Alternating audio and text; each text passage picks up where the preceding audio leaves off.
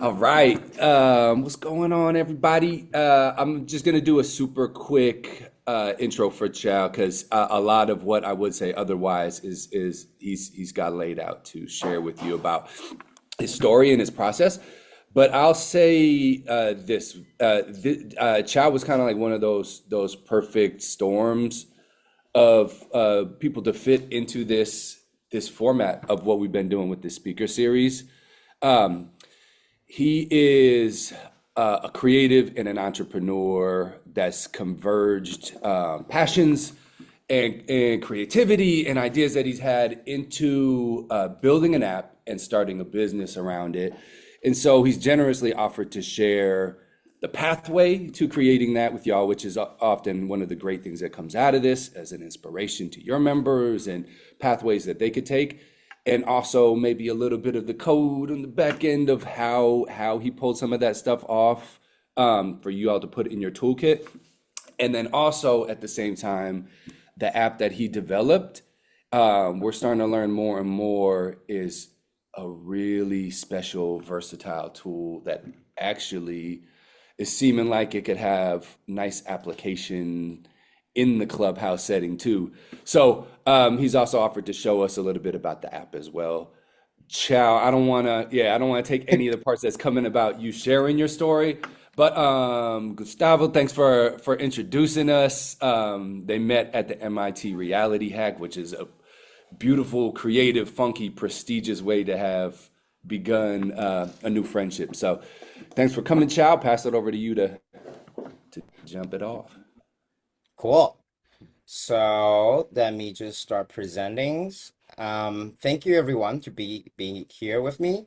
My name is Chiao Lin. I'm founder and CEO at Mixo Studios. I also serve as a tutorial instructor at IEEE VRs and judges for MIT Reality Hack these years.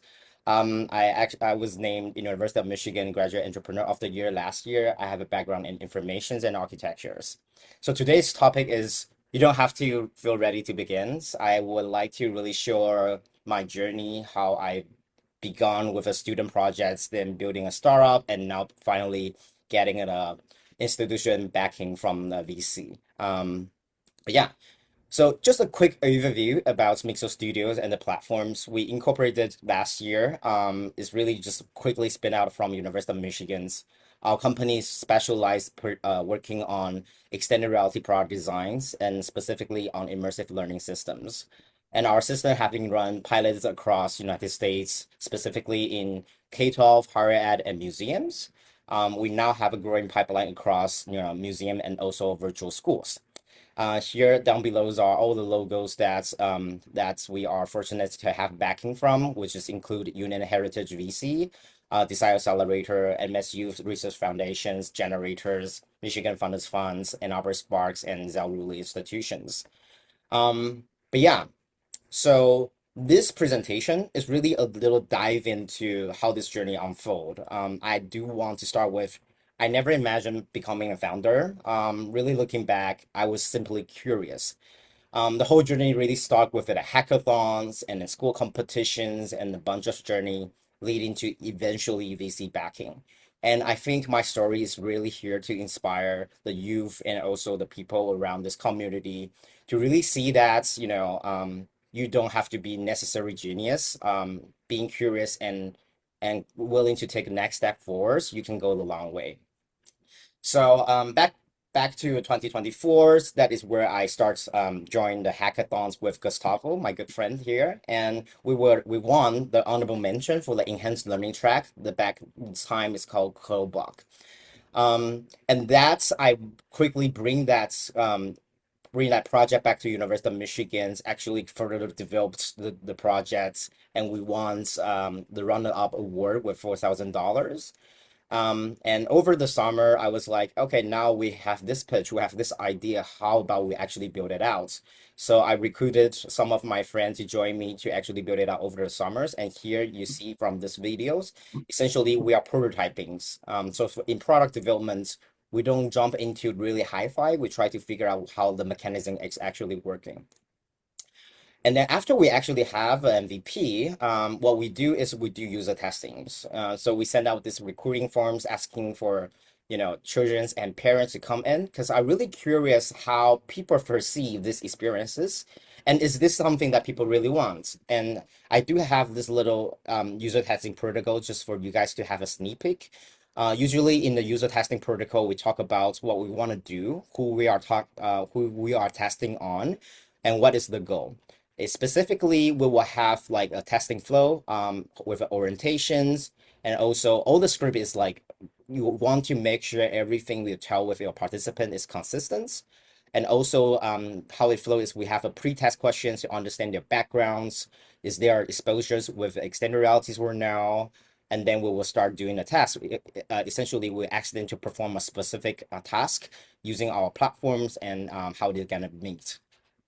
And this is a quick visualization of that rooms and how we set this thing up. We have zone number 1 and 2 here. Well, I was fortunate enough to recruit a bunch of friends to help me do this user testings. We have engineers, researchers, and facilitators to really guide the user. We were able to get 10 different kids across 10 to 16 years old, which give us a good understanding. So here is just a few clips about the actual build. So you can see users are using their hand to build this code block. And once they complete the code, they can then get to enjoy the interactions that is meant to work. So as you can see here, I will take this as an example. So dog, when click play, it will go into the infinite loop and it says if I clap. And if it's true, then the dog comes to me. And if dog's distant to me less than 1, the dog will stop and jump. Here I made we do have a more like short preview of the video, so I can just pick it real quick. This is Project Cuba. Put on the headset. Experience mixed reality. Use your hand to build code. Interact on real screen.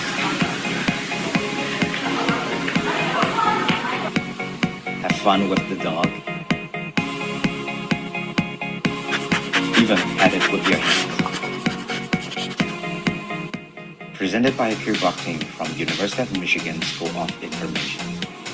See you at play. Yeah, so this is a short video we made it for the local museum here called Hands On Museums, and we help with their fundraisings. It's amazing experiences. But fast forward, since we built an MVP, I was then, taken to a local incubator. It's called Ann Arbor Spark. And at the same time, I was admitted to Zell Entrepreneurs programs here at University of Michigan. So here, this program essentially they curated about 15 students for the last year people who gonna graduate that years. Essentially, it's like these people are determined to gonna build a startup. And when I get into this program, I don't know anything about that. I don't know anything about startup. I was like, oh, someone tell me about this, let me apply. But when I get into that program, I was like, oh my God, I was surrounded by people who are MBA, BBA, Forbes 30 under 30. And I was like, what am I doing here? But it actually turns out to be a very good learning experiences. It taught me a lot about customer discovery projects, financial models, how to speak the language about startups and also entrepreneurs and pitchings. So during that time, I did not give up the ideas of co-block. I actually actively bring into the communities, including like children's hospitals, after-school programs, museums, and Thinkability Lab here at Michigan Learning Zone. And I want to highlight this. At this time, they give me 27 kids in 2 hours. And as you can see, I brought 2 of my friends to facilitate these experiences. And I learned one thing that even they give me 2 hours, I cannot get through 27 kids at once. So that day, so let me go back a little. After the experiences, I actually also give them a survey. I ask them, hey, what do you feel about these experiences? What do you like and what do you don't like? And also I ask, hey, have you have any experiences about mixed realities? Interesting thing is that in the survey, all the students say they have 0 experiences with mixed reality. But at that day, I actually have moments to chat with their teachers who brought all the kids in. And he said, at a school, we actually have headsets. There are 3 or 5 headsets in their, learning zones, but then no one is actually checking out.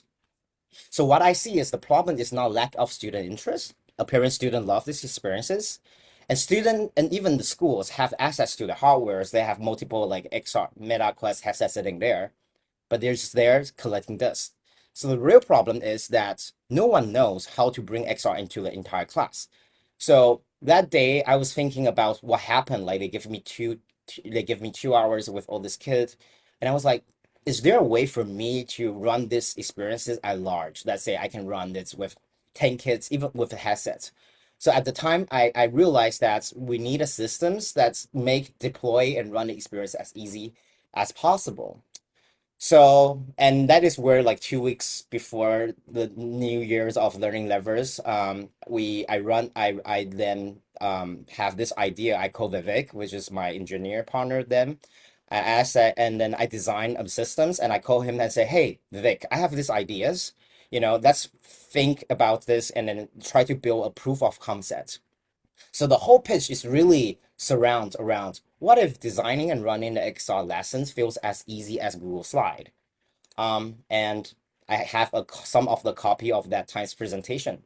So for this to work is that, for the class preparations, teacher will go on the web, they can drag and drop the 3D models, they can link it to Canvas, Google Classrooms, just like a Google Slide.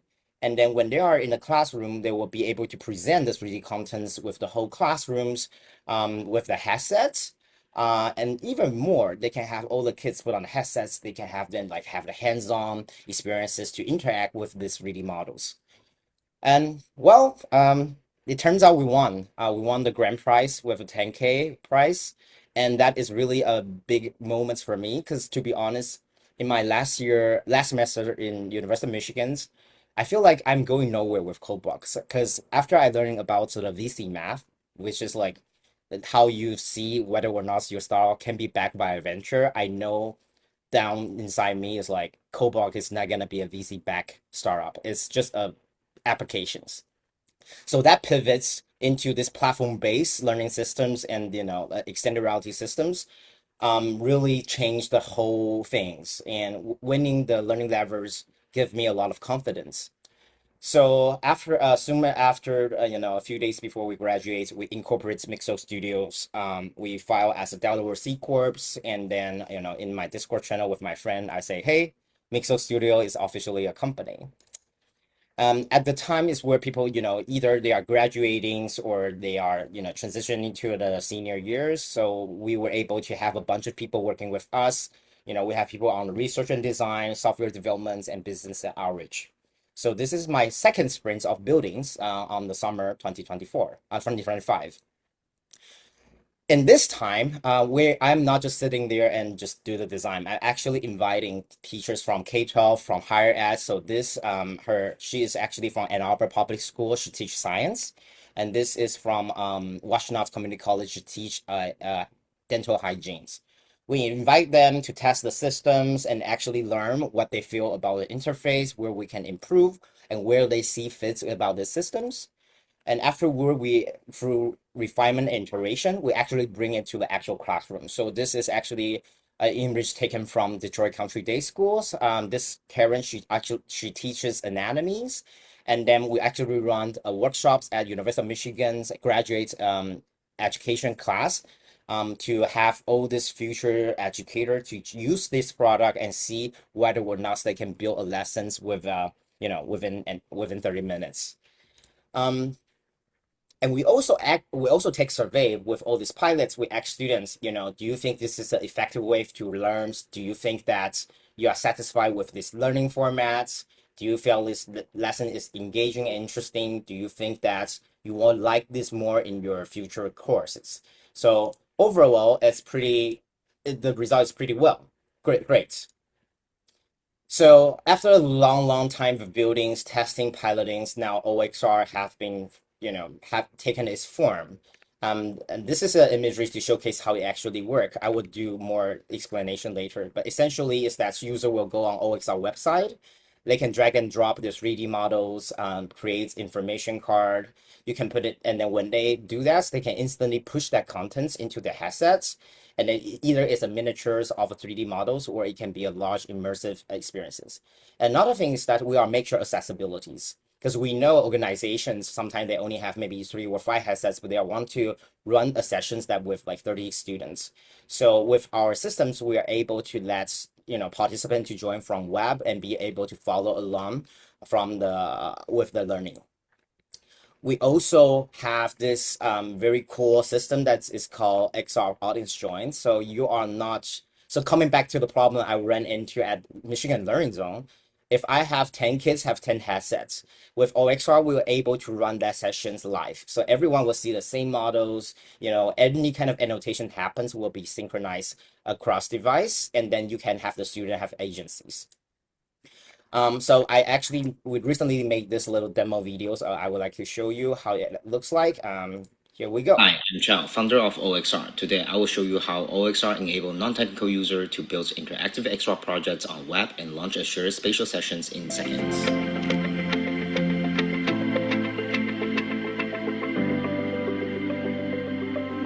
Start by visiting oxr3d.com. User can log in with Google accounts and open an existing project or start a new one. Inside the web editors, user can drag and drop 3D models directly into the scene, then rotate, scale, and position them exactly where they want. Beyond 3D models, they can also add imageries, text, and audios to create a richer spatial experiences. To add a new slice, just click the plus buttons. You can also drag slide to reorganize your spatial presentations. Once the project is ready, the user simply clicks Start Sessions. OXR then generates session pins for both the host and the audience. The host and audience can put on their headsets and enter the pin code. No account login is required on the device. The host can present spatial contents using the controllers, guiding the audience through each scene and make real-time annotations to direct attentions. Each annotation is synchronized instantly across all audience devices. OXR is designed for accessibility at heart. For audience who do not have headsets can still join the session through web or mobile. This allows audience to view presenters' annotations from a stable third-person perspective. Presenters can also change scenes and adjust viewpoints directly through the web interface. OXR also gives user agency to explore on their own. When the presenter enables Audience Explore mode, participants can manipulate the projects and examine the content independently. OXR started as a student pitch. Cool.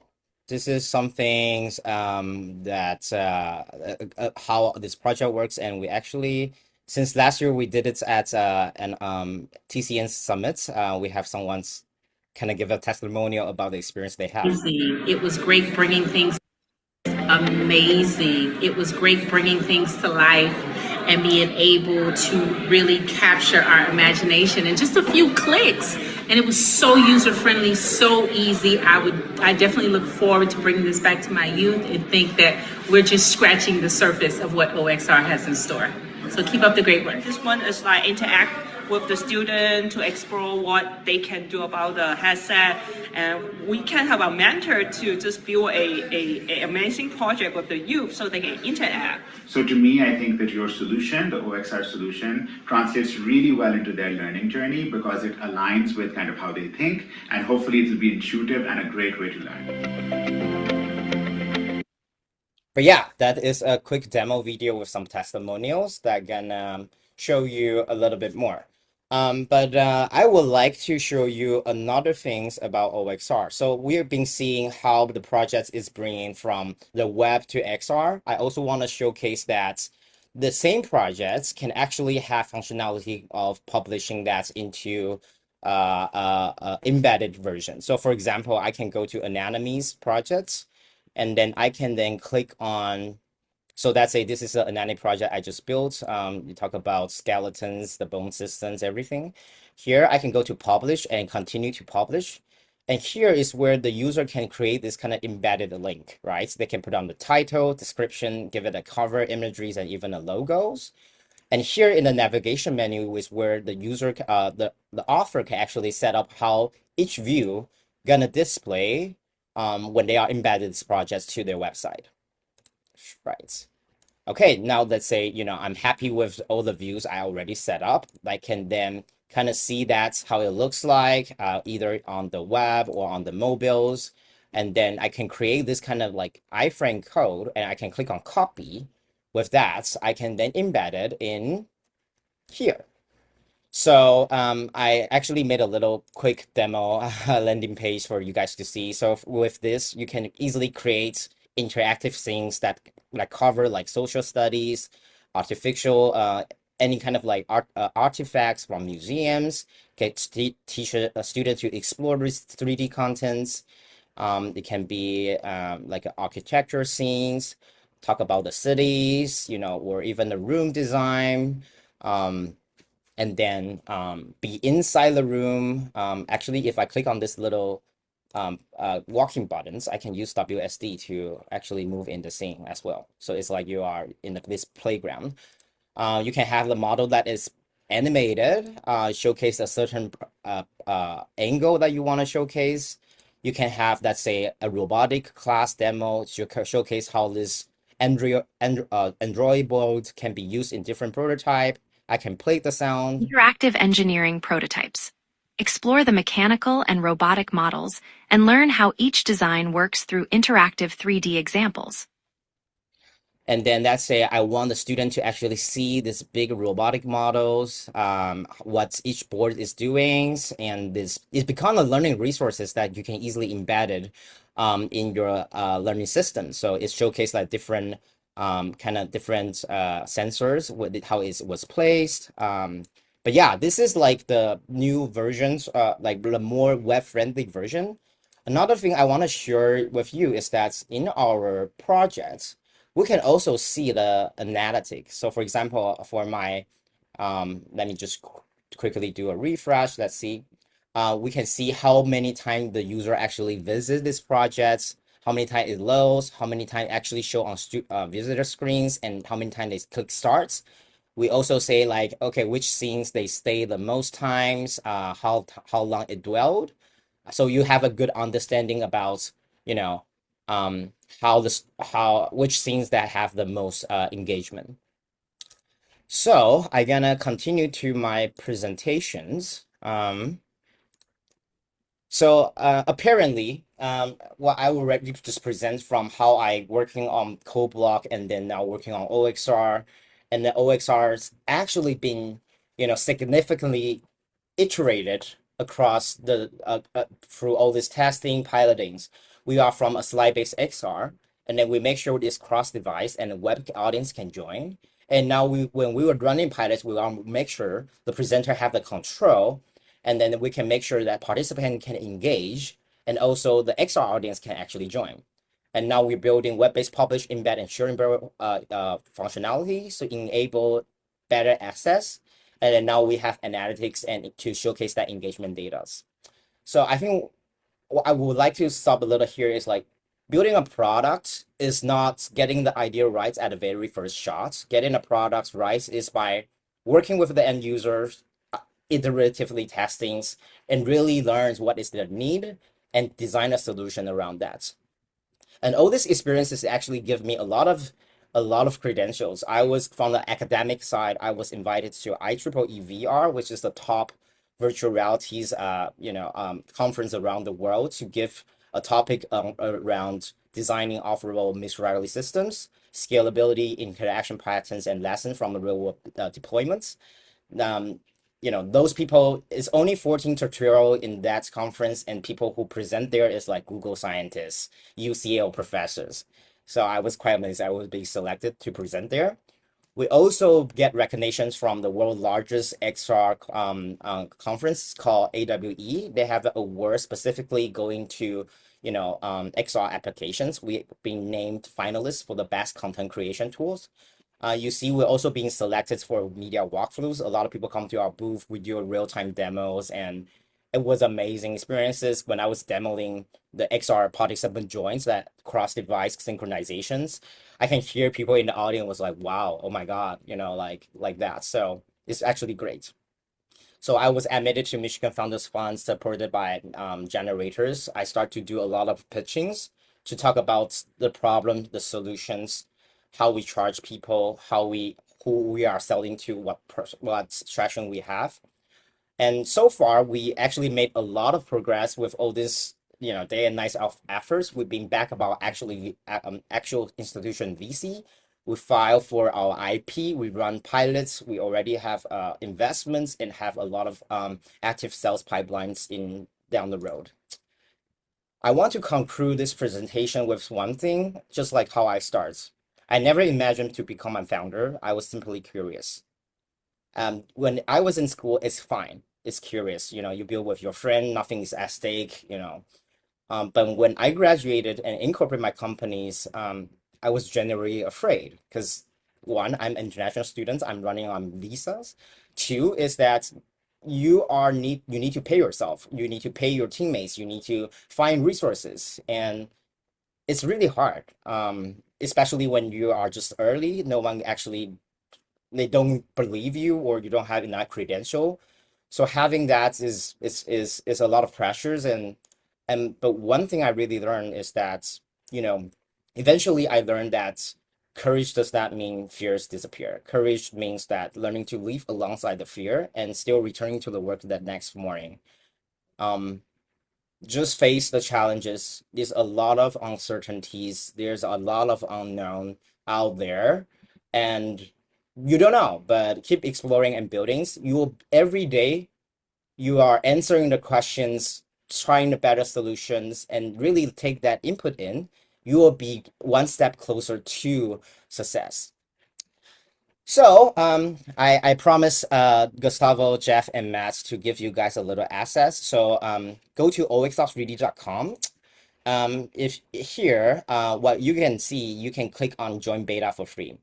When you click on join beta for free, here you will have to put in your information, your email address, and please, for this part, please take TCN and dash whatever is Florida, California, whatever site you are. Just give me a little idea where you're based, and then choose whatever role you are. And what you will do, we will after you submit it, it will send you a confirmation. So you are in your emails updates. You will see an email say your OXR beta access codes. And using that code, you can create an account with your Google accounts. And you will essentially have the same access like me. So I'm gonna give you a quick example.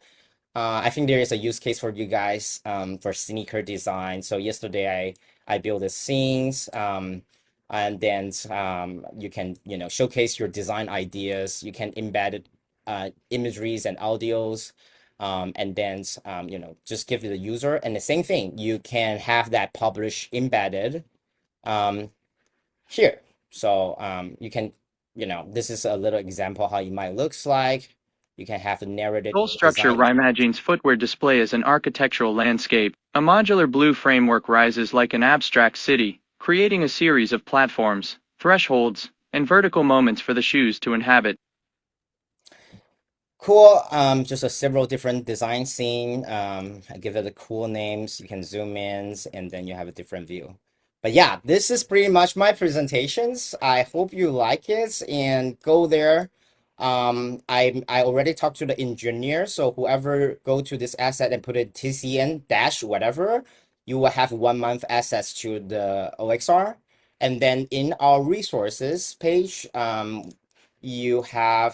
it will tell you how to join the release channel. So you actually have the full experiences of what I just demoed.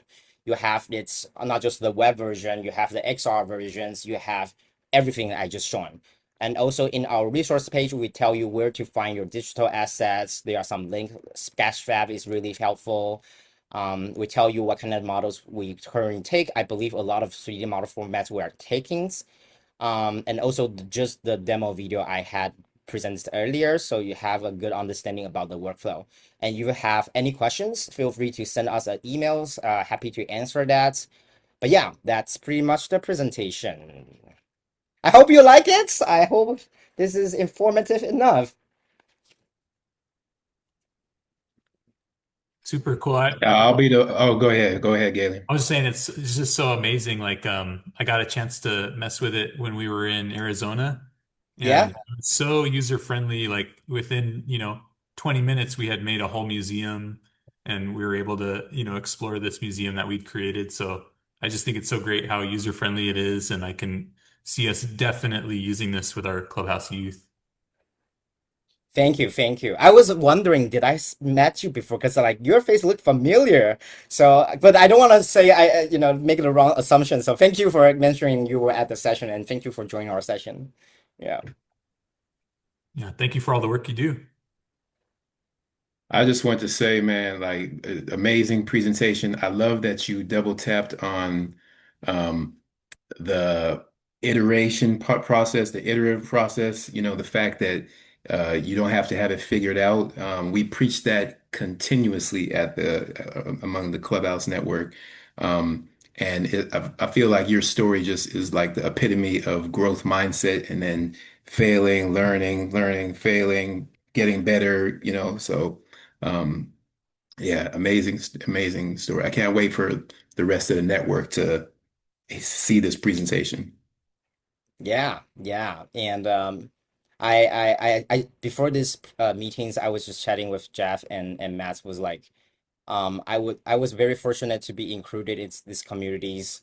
When we were at Arizona doing the workshops, I get to mingle with the people there, and I love the culture of Clubhouse. I really love the vision that you guys are building because I do think learning is, there are various ways to learn. So the Clubhouse cultures enable kids to really just tinker around or mess around with the technology that's really aligned with what I'm building, and happy to be part of these communities and support whatever you guys need. Will you be joining us by chance for our annual conference this year? Yeah, I was talking to Gustavo. We need to figure out. Happy to come back again, and I think this time with our optimizations, we should not have a big issue with conference Wi-Fi. And people should be able to build the experiences real quick. So yeah, happy to chat with the Clubhouse to figure out the logistic parts. Happy to Okay. bring the workshop again. Because we do have the dates already and we have the place and we could share all that with you. It would really be great. I mean, I think you'd be a wonderful keynote speaker for just endorsing, our philosophy of learning. So that Yeah, would be really powerful for everyone to hear. yeah, happy to do that. Yeah, let me know more. Gustav, Jeff, and Matt's have my contacts. We can schedule a time to plan it out. And yeah, anything for the Kabbalah Network. That'd be great. So you attended University of Michigan? Is that where your path was? Yeah. I graduated from University of Michigan. I studied human-centered interactions and with a special certificates on extended reality. Oh, gosh, so great. I have Wonderful. a bunch of questions, Child. I'll start with this. I feel like this may be one of the first times I really got to see the code block and how um, like Gus's like what Gus had been exploring with in another app and then have been talking about, and then the origins of Scratch and our relationship with the folks at MIT Media Lab. Is there a possibility of bringing code block in OXR somehow as like one of the apps in the library or that teachers or educators can have students experience with? Right now, no, because OXR is positioned as more as a presenter tools rather than experiences building. So, but we Mhm. are already being building an early structure for our components. So a lot of interaction. Let's say if I clap and something happens, right? So we are already designing the roadmap for that. So right now, what you are seeing is OXR is just like, oh, some animated models, some static models. We certainly will incorporate more interaction into OXR. Um, Mhm. but if we want to do it, like maybe bring it back to the Clubhouse, we still have the builds of Codebox. Happy to share that with you guys as well. Yeah. Okay, thank you.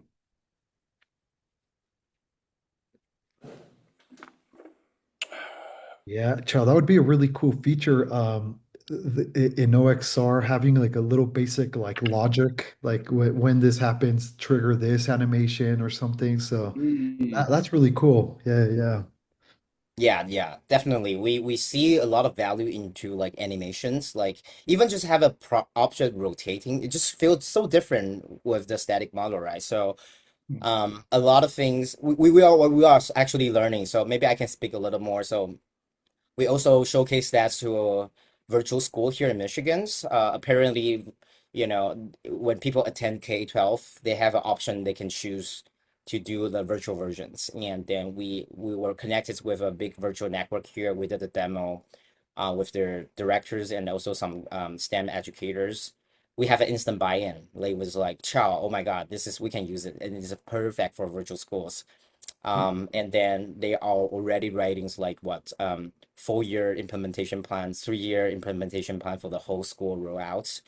And earlier this morning, I was chatting with another e-learning platform providers who's specifically selling supplemented learning resources for virtual schools. And then their researcher was saying like, oh my God, they really like it. They really like it. They see a lot of use cases in, this kind of online learning resources. So um, I, I think like building a startup is like this. When I start, I don't know who is my customer is, what they really want. It just keep learning and building connections. And then, recently I have a lot of like buy-in from the customer side. They see instant fits, they want run pilots and everything. This thing really gives me confidence that I can continue to build these tools. My ultimate goal is really this, uh, back in late last year, I you know I have to make a decision. Like, I am I continuing to build OXR or I go out and find a job. But also at the time, it's like you can easily get a commission to build XR simulation experiences. I can easily make 20K, 30K just to build a simulation experiences. And it takes me, 2 weeks to build it. So easy money. But that really against my philosophy. The really reason I stopped building OXR is to enable access, to enable non-technical people to utilize this technology. Those headset is great. They are getting cheaper, lighter, more affordable. But the problem is still, if those kids, those devices sitting there and people cannot really use it the way they want, it's just gonna be a device collecting dust. And that is also what I'm hearing from that summit I have with the Clubhouse. Like, a lot of Clubhouse directors and site managers was telling me, Chow, we have 10 headsets, but we don't do anything with it because we don't know how to use it besides getting kids to play some games. So I think sticking with the visions that you have, and then continue learning that you eventually will get me one step closer. So yeah, I think I maybe answered too long, but that's a little a reflection. That's amazing. Yeah, I had a quick question about that, Chow. With new like AR glasses coming into the market and stuff, it looks like um, it looks would this work with the new like glasses coming out as Yeah. opposed to just So Quest and stuff? I can talk a little bit more. So there are several key player in this domain, like Google, Meta's, Pico's, Snaps. We actually currently working with one of the providers to port OXR to their new device, specifically their AR glasses. So this thing will be launched soon, and once that is there, I will let you guys know. I am fortunate enough to get the first some sample device they have. I'm really excited for XR. Like, it's super lightweight, and even the experience is a lot more better than MetaQuest. Oh, I should not say that. The old device that I have experiences with. So one thing, like, a lot of people asking me, like, Chow, people don't think X are gonna fly. People have this hype when it's in what 2018s about metaverse and everything. A lot of investor investing in XR, but then none of the startup actually, you know, make growth or exits. Me personally have gone through all these experiences. I talk to a bunch of investors and I get slammed on the face all the times. They say, Charles, right now I only care about AI. I don't care about XR. XR is not gonna work. But still, I think my core belief is this technology will fly with the new device with more capabilities and lightweights and fit into the workflows. Um, maybe we are still early, but the thing is that if no one is there to building the infrastructure for the non-technical people, then this technology will not go into everyone's life. If everyone just like, okay, I'm gonna take this commission for building the simulators experiences, right? How are you gonna scale? So the key parts about my belief about building this company is really enable non-technical user to really make access to people. Yeah. Yeah, can you want to say more, Chow, about like where you see, because this is a big conversation, right? This like the ups and downs, the dips and the highs of virtual reality, and now as XR kind of like uh it continues to increase, and we had this big spike recently with Meta, and then we saw them kind of like pull back and divest some of their funds from it. But at the same time, you see the Snap spectacles that are about to come out on the consumer level, and obviously it's going towards smaller, lighter, more compact. But do you, from kind of like your vantage point inside that industry, do you see, are there any other interesting trends or things that are kind of like giving you hope for where it's going, or things that you didn't initially expect that are the twists and turns of the XR industry? Yeah, anything Yeah, else to say about kind of like where the tech seems to be going from your point of view?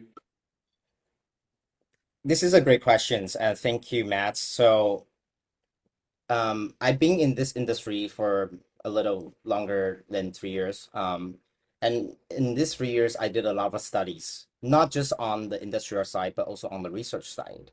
I kind of tap into both industry because I need to learn everything. So if you think about maybe 10 years ago, where Google Glass come out, they have this little things that kind of sit on top of the glass. And everyone is so against that. Everyone is like, oh, this is so weird. How are you gonna walk around with the camera, right? And then have a little display. What is that gonna do, right? And that is where society reacts to that device when they see that. But if you fast forward to now, 10 years later, we see Meta glasses, we see spectacles, we see more Android Project Aura. They have little camera here. They have a little display here. And now everyone is like, wow, this is the coolest things I can have, right? I can see myself using it to, record my kids' interactions, the first person view. I can do this and that. So for me, the technology itself doesn't really change a lot from what we've seen from Google Glasses, but the society was not ready to embrace this technology. So it takes time for community to really understand. And also it takes time to get people to understand how this technology can fit in our life. So for example, I was at MIT Hackathon, and there is a team, they built real-time translation caption on the glasses. They are utilizing AI to do multi-modal translation. So if I'm speaking Chinese, but for the people who wearing the glasses, they can see the translation in English in real time. And no matter, I can speak German, I can speak Taiwanese, whatever language. And that is the use cases that is really helpful. And you think about people who have, visually impaired, right? They have severe nearsight. With AR glasses, you have this microphone. They can tell you, hey, the signs saying this and that. I think it takes time for a technology to showcase to the communities what it can be. It takes time to people to see the use cases. Because, like the metaphor I always give to the investors, like, Chow, how you gonna make OXR a must-have rather than a nice-to-have? And then I would say, hi John, I know OXR is nice to have right now, but if you ask a person 100 years ago what do they want, they will tell you, I want the fastest horse in this world, because they don't know car exists. People don't know what is out there. They don't know what is capable of this technology. So innovators, they cannot be selfish, take the commission and build that simulation and run, right? Innovators should be forward looking and really think about what is really needed to be an infrastructure to enable more people to do more. So that is really my take.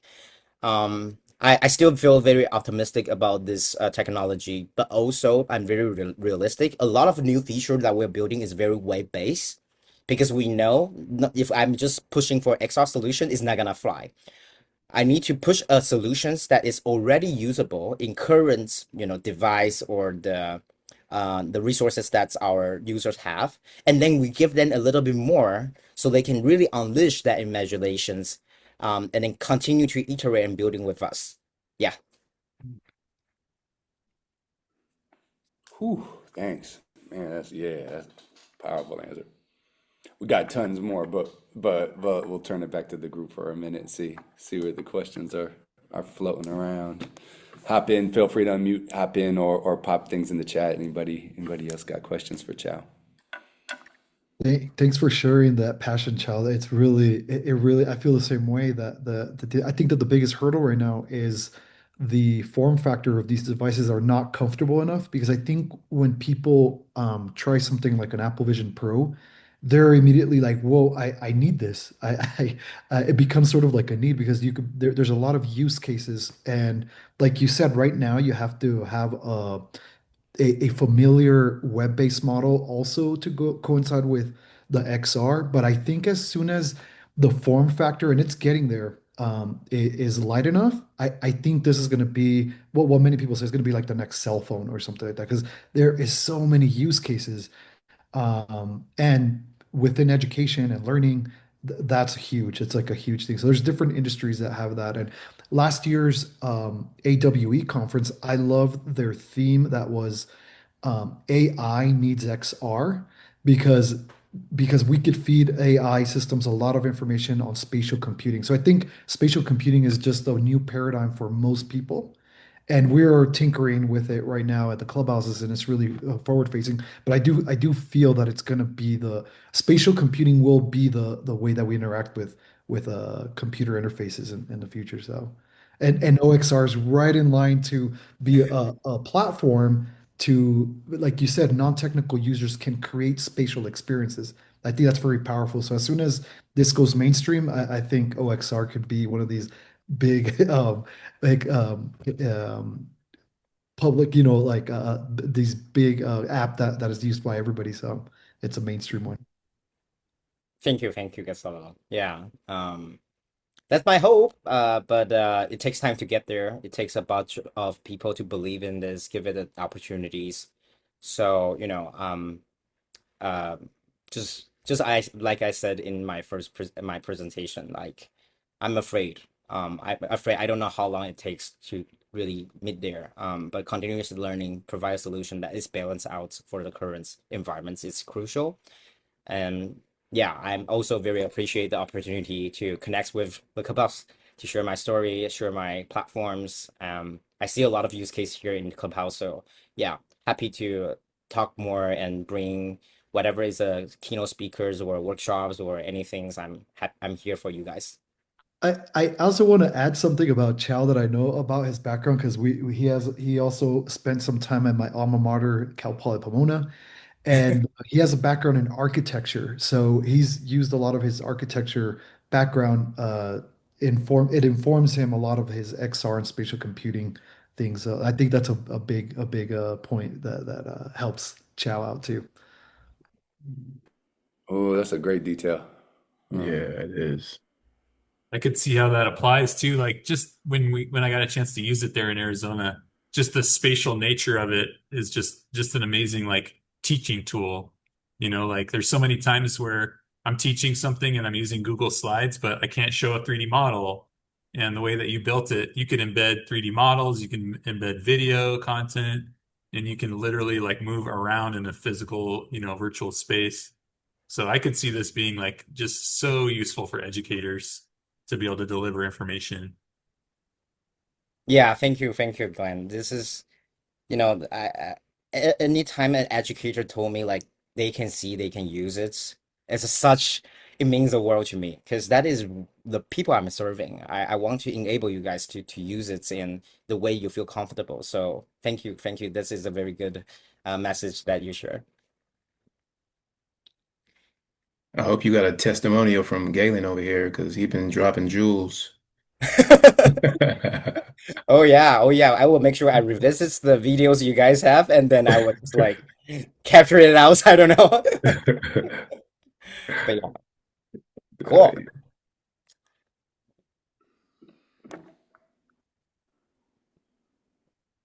Any other last ones from the group?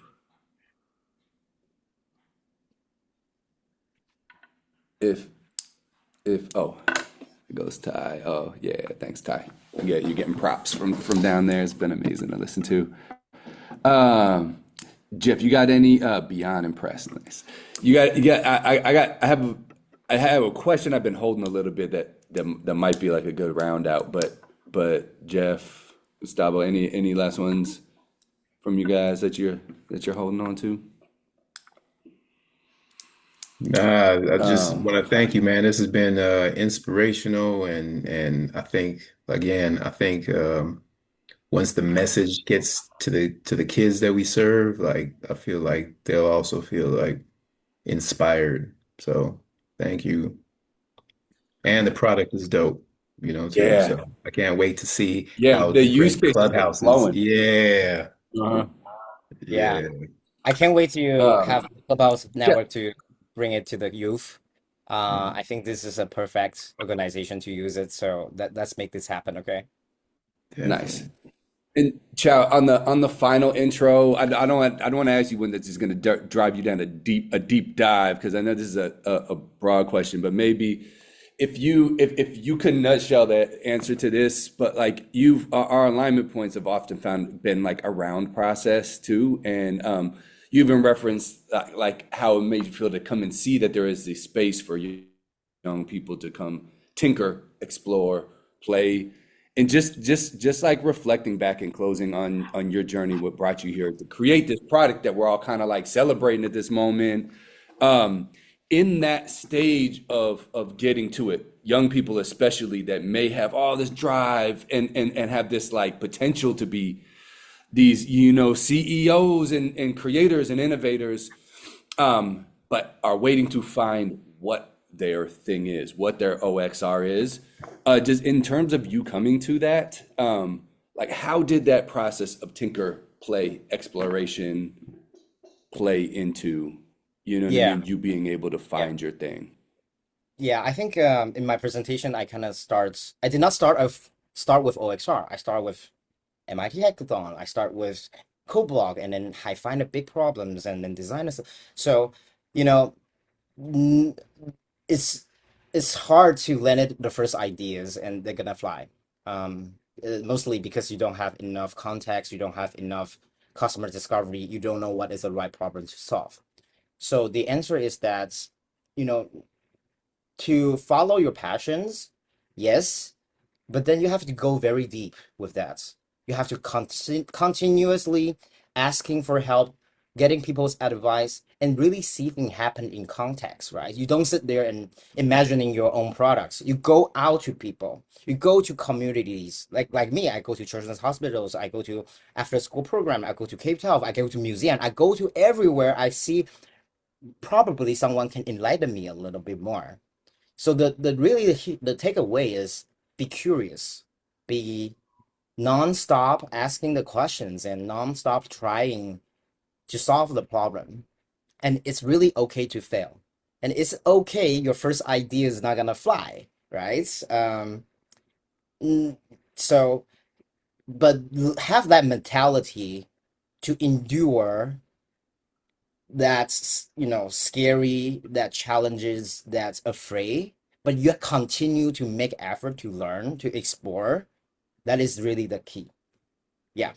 But I think we are about time. I see a lot of good feedback from Thai. Thank you for saying you love how this presentation and the emphasis on curiosities. I love to meet you in person. But thank you for all the love and feedback from the Clubhouse Network. I looking forward to reconnect with all of you. Yeah, I will see you guys soon. Right? Thanks, chap. Thank you, Thanks, Chad. everyone. Awesome. Thank you Yeah, all. This everyone. went really great. Flowing. Thank you so much.